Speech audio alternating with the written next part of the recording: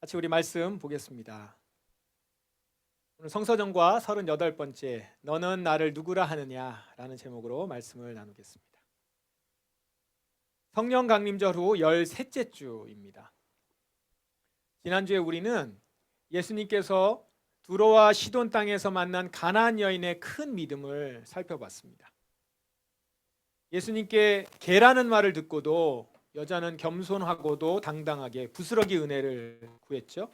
그리고 결국 딸이 낳는 응답을 받았습니다. 여인의 딸을 고치신 예수님은 다시 갈릴리로 돌아가셨다가 갈릴리 북쪽에 위치한 가이사랴 빌립보라는 도시로 가셨습니다. 오늘은 이 가이사랴 빌립보에서 예수님과 제자들이 나눈 대화를 좀 살펴보려고 하는데요. 이 가이사랴 빌립보는 갈릴리 북동쪽 위쪽으로 약 40km 지점에 위치한 도시입니다. 여기에는 그리스 신 판의 성소가 있었던 곳이었습니다.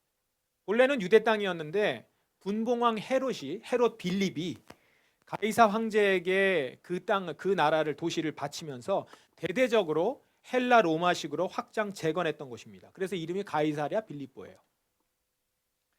그래서 이 도시는 그야말로 헬라 로마 문화의 중심지가 되었습니다.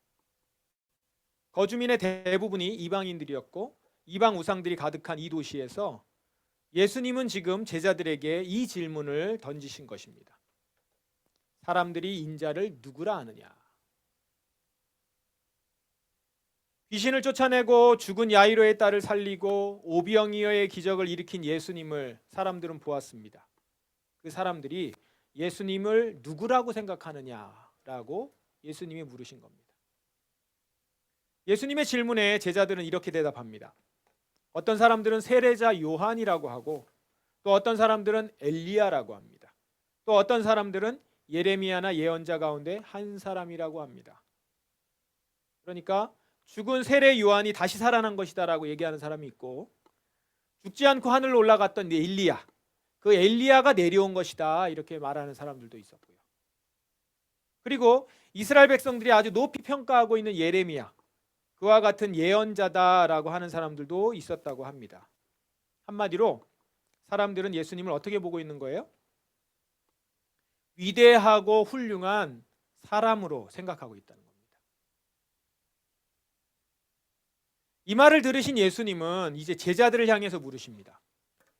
그러면 너희는 나를 누구라 하느냐? 이 말씀의 뉘앙스를 볼 때 이런 뜻 같습니다. 사람들은 다들 나를 훌륭한 인간으로 보는데 제자인 너희들은 나를 누구라고 생각하느냐라는 거죠. 그러자 시몬 베드로가 놀라운 대답을 합니다.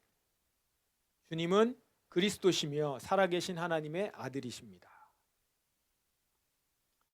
주님은 그리스도, 즉 구세주이자 하나님의 아들, 즉 신이다라는 말입니다. 자, 예수님에 대한 베드로의 인식하고 사람들의 인식하고 전혀 달랐죠? 사람들은 예수님을 훌륭한 인간으로, 훌륭하지만 그리고 대단하지만 인간으로 봤어요. 하나님으로 보진 않았던 겁니다. 하지만 베드로는 예수님을 사람이 아니라 구세주 하나님으로 본 거죠. 완전히 차원이 달랐던 것이죠. 그러면 사람들이나 베드로 모두 예수님이 행하신 기적과 말씀을 동일하게 보고 들었는데 왜 이렇게 다른 고백을 하는 걸까요? 그에 대한 해답이 17절 예수님의 말씀에 나와 있는데요. 요나의 아들 시몬아, 베드로의 본명입니다. 시몬이. 아버지가 요나인 거죠. 요나의 아들 시몬아, 내가 복되다. 내 혈육이 이것을 내게 알려준 것이 아니라 하늘에 계신 내 아버지께서 알려주신 것이다. 베드로는 어떻게 예수님을 하나님으로 알게 되었다라고 얘기를 합니까? 하늘에 계신 아버지께서 알려주셨다. 혈육, 다시 말해서 사람이 알려준 게 아니라는 겁니다. 사람들은 인간 이성을 통해서 예수님을 훌륭한 인간으로 인식했어요. 사람의 이성으로는 지금 자기 앞에 서 있는 예수님을 하나님으로 알기는 어려웠을 겁니다. 하지만 베드로는 하나님으로부터 예수님이 하나님이라는 사실을 알게 됐어요. 인간의 이성을 초월한 영적 지식을 얻게 된 겁니다. 이런 점에서 베드로는 복받은 사람인 겁니다. 그래서 예수님도 베드로에게 내가 복되다라고 말씀하신 거죠. 이렇게 대답한 베드로에게 예수님은 놀라운 약속을 하십니다. 너는 베드로다. 내가 이 돌 위에 내 교회를 지을 것이니 지옥문이 이것을 이기지 못할 것이다. 바로 여기서 예수님은 시몬에게 베드로라고 하는 이름을 처음으로 주십니다. 원래는 시몬이었는데 이제 베드로라는 이름을 주신 거예요. 베드로는 헬라어로 반석이라는 뜻입니다. 지금 예수님은 베드로에게 반석이라는 멋진 이름을 주신 거죠. 얼마나 영광스럽습니까? 그러니까 다시 28절을 보시면 이렇게 말씀하신 거예요. 너는 베드로다. 내가 이 돌, 이 반석 위에, 즉 베드로 위에 내 교회를 지을 것이니 지옥 문이 이 교회를 이기지 못할 것이다. 이런 겁니다. 그럼 여기서 베드로 위에 내 교회를 짓는다. 이게 무슨 뜻일까요? 베드로라고 하는 사람 위에 교회를 세운다는 말인가요? 가톨릭은 이렇게 해석합니다. 그래서 베드로 무덤 위에 베드로 성당을 세웠죠. 성 베드로 성당 밑에 지금 베드로 그 무덤이 있죠. 그리고 그 성당이 모든 교회 위에 있다고 보는 거예요. 모든 교회들 위에 있는 교회입니다. 그러나 우리 개신교는 이렇게 해석하지 않습니다. 베드로 위에 내 교회를 짓는다라고 하는 말은 베드로가 고백한 그 고백 위에, 즉 주는 그리스도시요 살아계신 하나님의 아들이십니다 라고 했던 그 고백 위에 주의 교회를 지을 것이다 라고 하는 말입니다. 주는 그리스도시요 살아계신 하나님의 아들입니다 라고 하는 그 고백을 하는 사람 위에 주님께서 당신의 교회를 세우신다는 것이죠. 그러니까 베드로에게만 해당되는 약속이 아닌 거죠. 베드로처럼 예수님을 나의 구세주요 하나님의 아들이라 고백하는 자가 곧 교회라는 말입니다. 물론 그 고백을 한 개인들이 모여있는 공동체 역시 교회인 거죠. 그리고 그런 교회는 어떻다고요? 지옥의 문이 이기지 못한다. 지옥의 문이 이기지 못한다. 여기서 지옥의 문은 죽음의 세력이라고 이렇게 해석해도 무방합니다. 죽음의 세력이 이기지 못할 것이다 라는 거예요.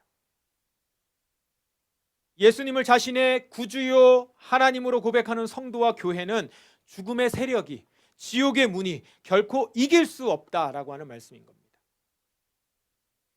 여기서 죽음의 세력이 이기지 못한다는 말은 성도가 죽지 않는다 이런 말이 아니라 마귀의 권세가 성도를 좌지우지할 수 없다라는 말이죠.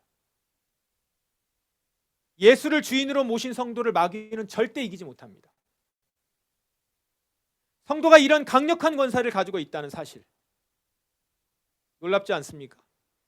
지옥의 문이 이기지 못하는 성도들과 교회, 이것이 바로 성도와 교회의 권세요 능력입니다.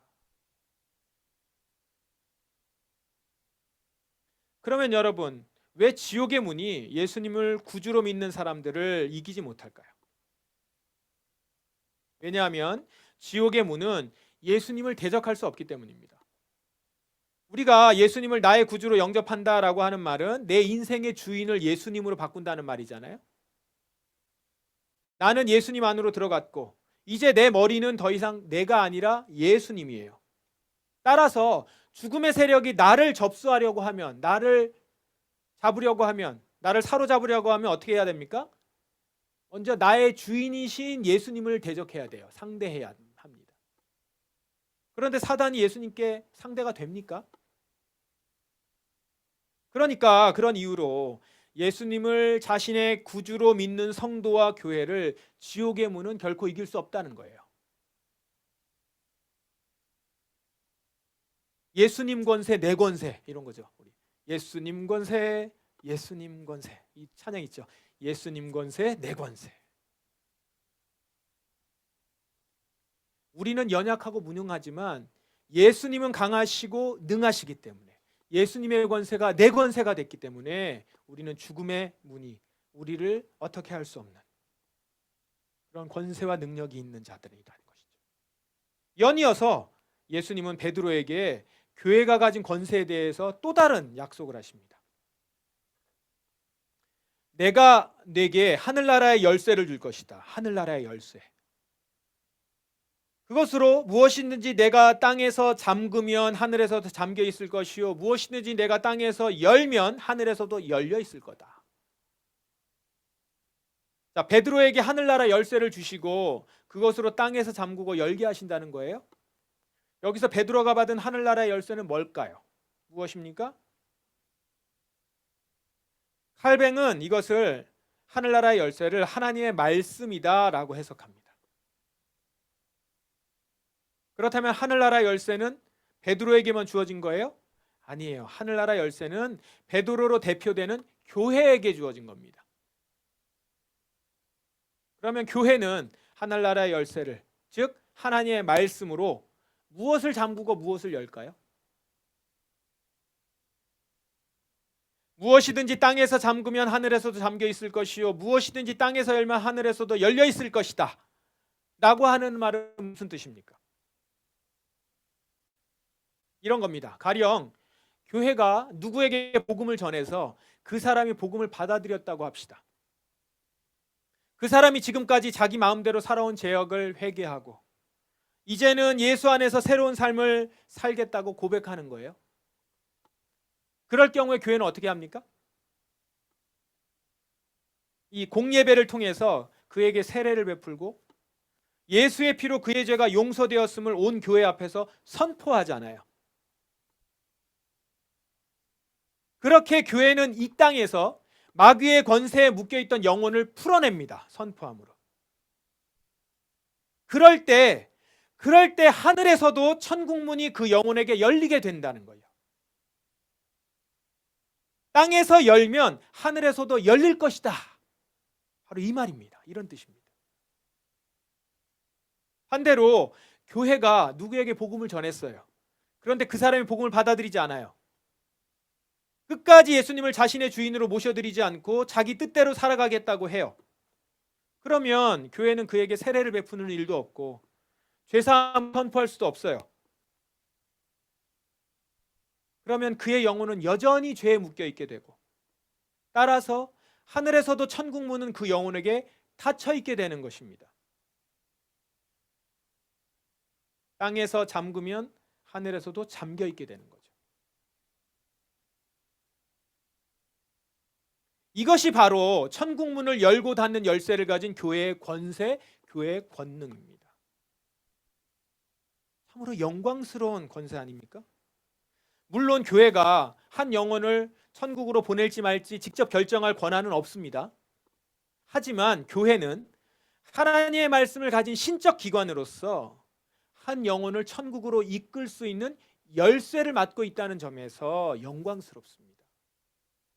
또한 교회는 회심한 영혼에게 세례를 베풀므로써 하나님의 구원 사역을 실질적으로 집행한다는 점에서 놀라운 권세를 받고 있는 것이죠.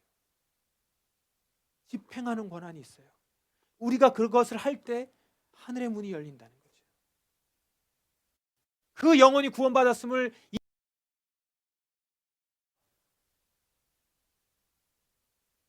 이처럼 성도와 교회의 권세는 영광스럽고 위대하며 신령합니다.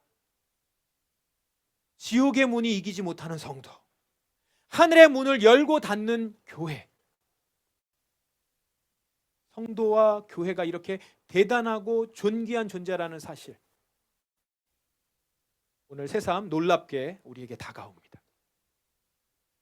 그런데 여기에서 주목할 것은 성도와 교회의 이 영광스러운 권세는 오직 예수님을 자신의 구주와 주인으로 믿고 받아들이는 자들에게 주어진다는 사실입니다. 주는 그리스도시요 살아계신 하나님의 아들입니다 라고 고백하는 자들에게, 실제로 정말로 예수님을 구주요 주인으로 믿는 자들, 실제로 정말로 말로만이 아닌 그러면 여러분은 진정 예수님 한 분을 여러분의 진짜 구주요 왕으로 믿고 있습니까? 말로 믿는 거 말고 진짜로 믿고 있어요? 여러분은 누구의 것입니까? 내 인생은 나의 것입니까? 아니면 하나님의 것입니까? 여러분은 예수님을 누구라고 고백합니까? 예수님 시대에는 예수를 훌륭한 인간이냐 아니면 하나님이냐 이렇게 양분하여 이해했습니다. 베드로처럼 이해하든지 사람들처럼 이해하든지. 당시 예수님은 실제 몸을 가지고 계셨으니까 예수를 인간으로 볼 거냐 하나님으로 볼 거냐 그게 쟁점이겠죠. 이었겠죠. 하지만 오늘날 대다수의 사람들은 예수를 신으로 보는 데는 어려움이 없습니다. 인간 예수를 보지 못했으니까요. 그런데 그렇다고 오늘날 모든 신자들이 예수를 동일한 하나님으로 여기는 것은 아닙니다. 예배를 드리는 모든 사람들이 예수님을 주님 하나님이라고 부르기는 하나 사실 다 그 주님의 의미가 다 같지는 않죠. 어떤 사람들에게 주님은 자신의 행복과 성공을 도와줄 존재일 뿐입니다. 주님이라고 부르고는 있으나 사실 종이에요. 자기에게 불행한 일이 닥치게 놔두는 하나님? 더 이상 나의 하나님일 수 없다고 생각해요. 나의 하나님이라면 당연히 나를 지켜주고 나에게 행복과 성공을 주어야 하지 않는가? 그게 당연하지 않는가? 라고 생각을 하는 거예요. 내가 하나님을 규정해요. 내 삶의 주인은 나고 예수님은 나를 지키고 섬기는 사실상 종인 거죠. 힘 있는 종, 능력 있는 종. 내 소원은 다 들어주는. 반면에 어떤 사람들은 예수님을 자기 인생의 진짜 주인으로 믿고 따라갑니다. 불행이 닥치는 때라도 원망보다는 그 가운데서 자기를 돌아보고 주님을 찾습니다. 행복이 찾아오는 때에는 그것을 나의 공로나 당연한 것으로 여기지 않고 감사로 반응하죠. 이들의 주인은 하나님이십니다. 자신은 하나님의 소유예요. 그러니 무엇을 결정하든 하나님의 말씀의 원리에 따라서 행하고 인생의 목적 자체가 주님 나라와 주의 영광입니다. 나만의 뜻, 나만의 계획, 나만의 꿈은 없어요. 주님께서 내게 두신 계획이 곧 내 계획이 되는 것이고 주님의 꿈이 곧 나의 꿈이 되는 겁니다. 이런 사람들은 세상 문화에서는 당연하게 통용되는 관습들조차 하나님의 말씀이 아니다라고 하면 절대 따라가지 않죠. 이들의 주인은 한 분 예수님이시기 때문입니다. 자, 여러분은 현재 예수님을 어떤 분으로, 어떤 하나님으로 섬기고 있습니까? 종으로서의 하나님, 종으로서의 예수님을 믿고 있나요? 아니면 여러분의 주인으로 예수님을 믿고 있나요? 예수님을 내가 예수님을 믿어요 라고 하는 그 예수님이 종이에요? 주인이에요?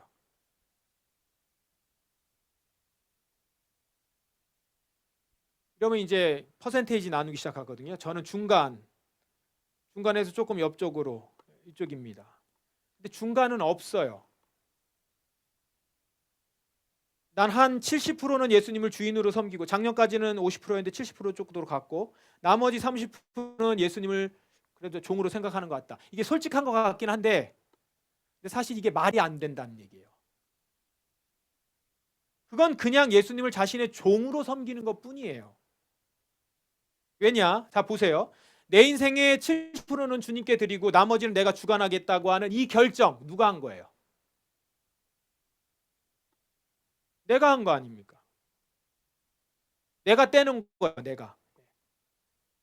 이게 바로 그 사람의 주인이 예수님이 아니라 자기라는 증거죠. 하나님은 여러분의 일부가 아닌 여러분 전체를 원하신다고 말씀하세요. 그러므로 너희 몸을 하나님이 기뻐하시는 거룩한 산 제물로 드리라. 이것은 너희가 드려야 할 영적 예배니라. 하나님은 우리 전체를 거룩한 산 제물로 드리길 원하시지 우리의 부분만 원하시는 게 아니에요. 그러니까 제물의 70%만 잘라서 드리고 나머지 30%는 안 드린다는 게 말이 안 되죠.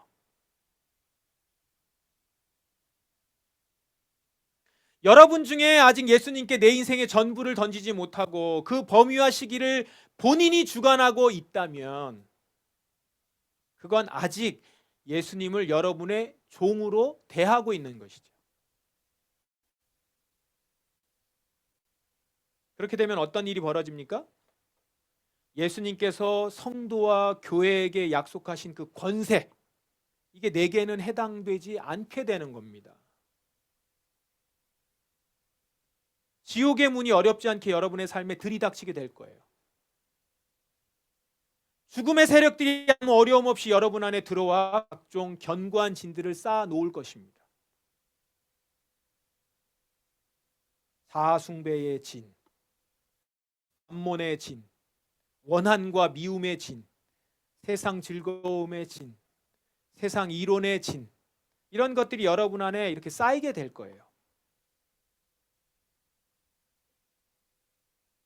말로는 예수님을 주님이라 부르지만 실제로는 자기 힘과 뜻대로 살아가는 자들에게 악한 마귀는 너무나 쉽게 그 사람에 들어가 견고한 진을 쌓고 그를 죽음의 세력에서 묶어둡니다. 하나님보다 자기를 사랑하게 만들고 돈에 매이게 만들고 누군가를 용서하지 못하게 만들고 세상 즐거움에 빠져서 주님께 무관심하게 만들어 간다는 것이죠. 이런 사람이 하늘나라의 열쇠를 사용한다는 것 말도 안 되는 얘기죠. 반면에 여러분이 예수님을 진짜 자신의 주인으로 모셔드려서 매사에 그분의 말씀에 순종하며 살아간다면 지옥의 문은 결코 여러분을 이기지 못할 것입니다. 세상이 옳다는 길이 아니라 오직 주님의 기뻐하시는 뜻에 따라서 살아가는 자, 그 안에 마귀는 그 어떠한 견고한 진들도 쌓지 못한다라는 거예요. 비록 순간순간 죄의 유혹에 흔들릴 때도 있겠지만 그런 자들은 곧 다시 돌이켜 주님의 권세 아래로 들어가기 때문에 그 어떤 어둠의 세력이 그들을 집어삼키지 못합니다. 진을 쌓지 못한다고요. 도리어 그들은 성령의 능력을 힘입어서 마귀가 던져주는 죽음의 생각들을 날마다 떨쳐버리고 들어올 수도 있는데 떨쳐버려요.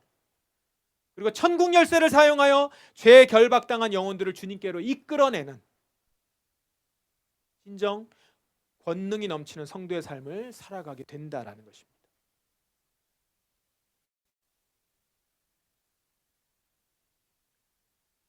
사람들은 나를 누구라고 하느냐? 그렇게 물으셨던 예수님이 오늘 여러분 한 사람 한 사람을 바라보시면서 묻습니다. 사람들이 말하는 거 말고 너는 나를 누구라고 하느냐?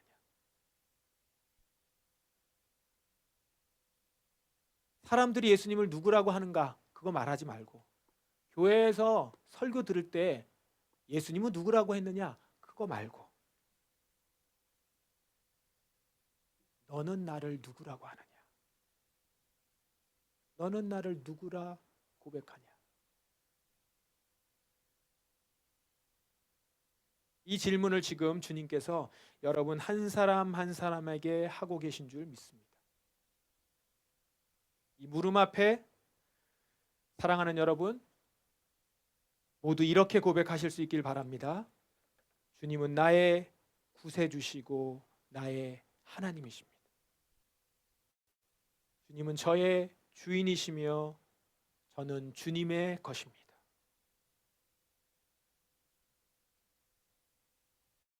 여전히 내 인생의 주도권을 내가 잡고 싶고 주님께 맡겨드리는 것이 두렵습니까?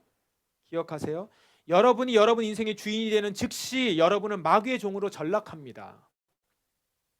왜냐하면 우리는 마귀와 싸워서 이길 수 있는 존재가 아니기 때문이에요. 마귀를 이길 수 있는 분은 오직 예수님 뿐인데 그 예수님을 내가 버렸으니 누가 나를 지옥의 문에서부터 지킬 수 있겠어요? 그러므로 여러분, 이제는 말로만이 아니라 진짜로 예수님을 여러분의 주인으로 모셔드리기 바랍니다.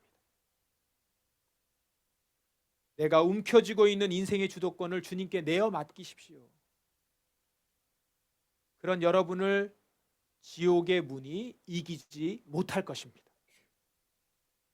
음부의 권세가, 죽음의 권세가 삼킬 수 없는 거룩한 성도로 여러분이 설 수 있을 것입니다. 그리고 그런 여러분들이 모여있는 이 포도나무 교회는 이제 하늘 문을 열고 닫는 권능의 교회로 세워지게 될 것입니다.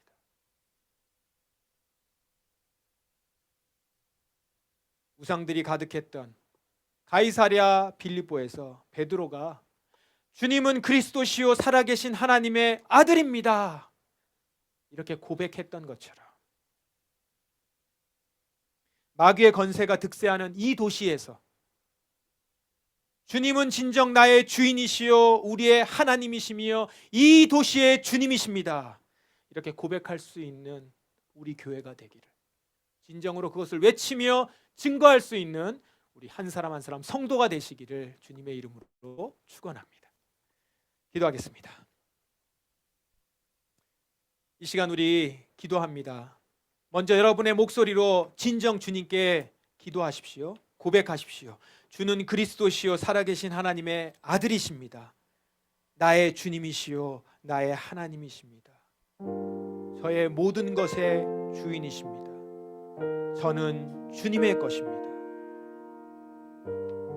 그렇게 고백하며 나의 인생을 주님께 내어 맡기는 자들에게 주님께서는 지옥의 문이 이기지 못하는 권세를 주실 것입니다.